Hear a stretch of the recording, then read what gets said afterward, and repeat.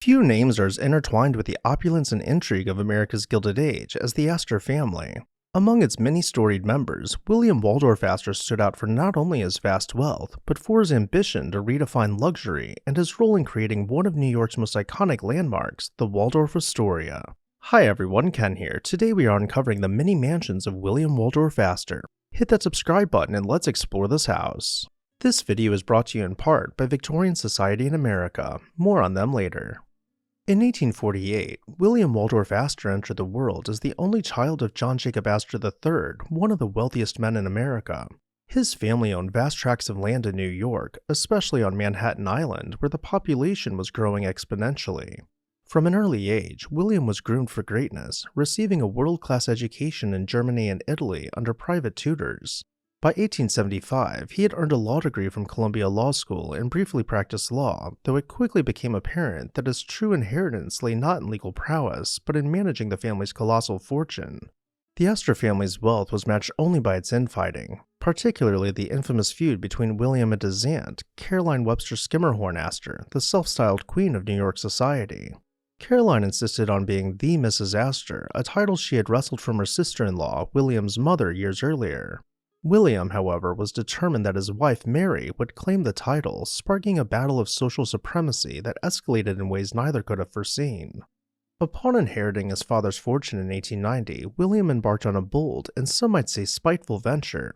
He razed his family's mansion on Fifth Avenue and commissioned the Waldorf Hotel in its place. Designed by Henry J. Hardenberg, the 13-story structure was a masterpiece of Renaissance Revival architecture and a direct affront to his aunt, whose home stood next door. The construction disrupted Caroline's serene social enclave, replacing the quiet clop of horse-drawn carriages with the din of construction and the bustle of travelers. The Waldorf opened in 1893, showcasing unprecedented luxury with 530 rooms, 350 private bathrooms, and opulent public spaces. The restaurant became an instant success, where high society could be found dining on any given night. In the ladies' drawing room, inspired by Marie Antoinette's apartment, set new standards for elegance which the public took note of. Every room imaginable was packed into the hotel, from a library with thousands of leather-bound books to a reading room where guests could spread out and enjoy a quiet atmosphere. Men could freshen up at the barber shop before making a stop at the florist to pick up flowers for their lady guest. From there, couples might head into the palm room for an intimate meal before making their way over to the ballroom where they could dance into the late hours of the night. Yet the other side of the family would outdo this level of luxury. When Caroline's son, John Jacob Astor IV, decided to construct an even grander hotel, the Astoria, on the side of their family mansion, the feud reached its zenith. The Astoria put the Waldorf to shame in every way imaginable. The rooms were larger, with more gilding than most countries had in gold reserves, so it was said. Paintings by the masters were within arm's reach in the photo studio, where guests could get an up-close look at works they had only ever read about. The Astoria's restaurant quickly stole the high society crowd, becoming the finest dining experience in the Western Hemisphere. A room larger than the Waldorf's ballroom was simply referred to as the gallery, though it could be staged for a banquet. The actual ballroom became the largest in New York City, with everything from marble cladding, gold plating, and electric lights to dazzle. One night you could be dancing, the next you could be watching a live performance after staff had converted the ballroom into a theater. With some back and forth one-upping each other, in 1897 the two rivals struck a truce, merging their hotels into the Waldorf Astoria. Connected by the Pycock Alley, the combined complex boasted 1,300 rooms, making it the largest hotel in the world. Its grand ballrooms and cutting-edge amenities included electricity and private bathrooms throughout, solidifying its reputation as the epitome of cutting-edge modern luxury for the time period. The family's drama and the relentless scrutiny of New York society proved too much for William. While all of this was unfolding, in 1891 he relocated to England, where he purchased and restored estates like Cliveden and Hever Castle, embracing the life of an English aristocrat. In 1899, he renounced his American citizenship, becoming a British subject, and his philanthropic contributions during World War I earned him a peerage, first as Baron Astor in 1916 and later as Viscount Astor in 1917. But that is all getting a bit ahead in our story.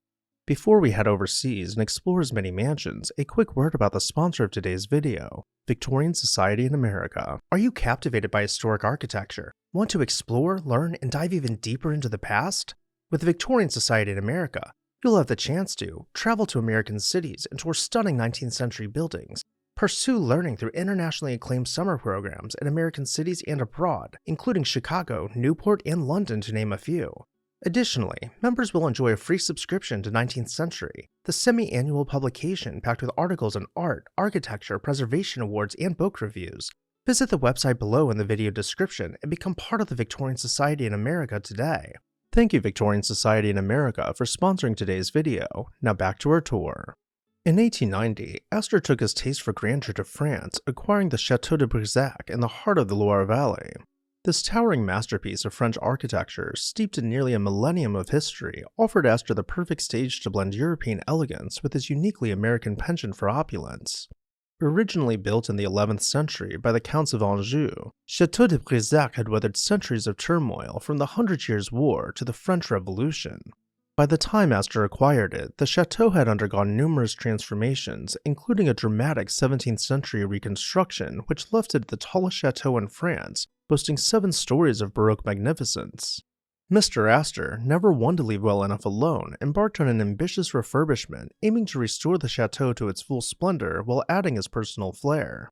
The interiors became a celebration of French artistry, featuring sumptuous Louis XV furniture, hand-woven tapestries, and crystal chandeliers that bathed each room in golden light. Frescoes adorned the ceilings, while gilded panelings and intricate carvings lent an air of regal sophistication.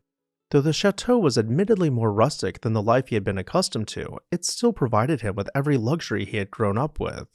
His staff would keep the home perfectly presentable, without a speck of dust in sight. The kitchen is where they would prepare every meal and banquet, sometimes serving food to hundreds of guests. He continued acquiring paintings by the greats, which he proudly displayed in his art gallery, though portraits and landscapes still found themselves seeping into every corner of the house. Even the bedrooms were adorned in centuries-old tapestries.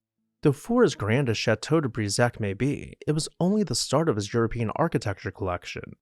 William's vision for opulence found an embodiment in Two Temple Place, a neo-Gothic marvel nestled along the Victoria Embankment in London. Constructed in 1895, this extraordinary structure was far more than a simple office or residence. It was a monument to Astor's immense wealth, love of literature, and penchant for architectural splendor. Designed by renowned architect John Loughborough Pearson, Two Temple Place was one of the most ambitious projects of its time. William envisioned Two Temple Place as both a functional estate office and a secure retreat for his family during their time in England. The Portland stone facade exudes strength and elegance, with intricate carvings by Nathaniel Hitch, including a remarkable weather vane modeled after Christopher Columbus' Santa Maria. Astor's personal connection to transatlantic discovery was symbolized in this detail, nodding to his ancestor John Jacob Astor and the shared heritage of the United States and Europe. The interior is a treasure trove of artistic and literary references. The stair hall, a central feature of the building, is adorned with carvings by Thomas Nichols depicting characters from Alexandre Dumas' The Three Musketeers, one of Astor's favorite novels. Nichols brought these figures to life in elaborate mahogany sculptures capturing moments of intrigue and romance that mirrored Astor's fascination with storytelling. Around the hall's gallery, additional carvings pay homage to Shakespearean characters and American literary figures, creating a whimsical yet dignified space. Moving on to the next property, Astor acquired Cliveden in 1893, transforming the storied English country estate into a jewel of Edwardian splendor. Perched high above the River Thames, this Roman cement-made masterpiece, designed by Charles Barry in 1851, featured sweeping terraces, manicured gardens, and panoramic views. Astor's influence brought an infusion of grandeur, with oak-paneled halls, gilded ceilings, and the opulent French dining room adorned with 18th century Rococo paneling from Chateau d'Valençay. Mr. Astor's Cliveden became a social hub, hosting glittering gatherings attended by royalty and luminaries, including Winston Churchill and Charlie Chaplin. Beyond its beauty, the estate's storied history, from its role in the Profumo affair to its later incarnation as a National Trust property and luxury hotel, cements Cliveden as one of Astor's most iconic legacies. In 1903, he acquired Hever Castle, a crumbling yet storied 13th century fortress nestled in the Kent countryside.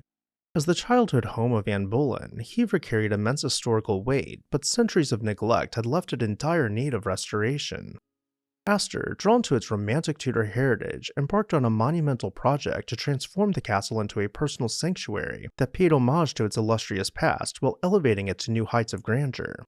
His restoration preserved Hever's defining medieval features, including its iconic moats, towers, and the original portcullis, the oldest working example in England.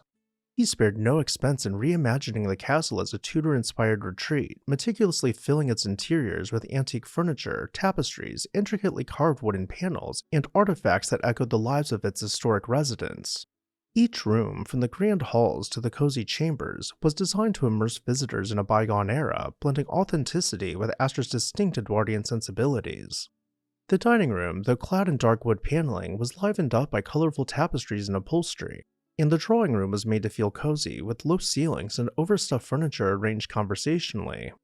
Beyond the castle walls, Astor expanded the estate into a showcase of horticultural and architectural splendor. He added the Tudor village, a cluster of picturesque guest cottages, and the celebrated Italian garden, which displayed his extensive collection of statues and sculptures. The grounds were further enhanced with features like the Eimes, planted in 1904, and a tranquil lake that completed the estate's transformation into a storybook landscape. While all of his estates in Europe remained standing, the same could not be said for the Waldorf Astoria Hotel back in Manhattan. By the late 1920s, the Waldorf Astoria's prime location had become a liability as Midtown Manhattan evolved. The Astor family sold the property, and in 1929, the Grand Hotel was demolished to make way for the Empire State Building. Its legacy, however, endured in the new Waldorf Astoria built on Park Avenue in 1931. And with that, I'll turn it over to you. What did you think about the Waldorf Astoria? Did you have a favorite house? Let me know your thoughts down below in the comments section. I'd also like to say thank you to Victorian Society in America for sponsoring this video. Make sure to check out their website, which is linked down below in the video description, and become a member today. As always, thank you all for watching, and I'll see you next time on This House.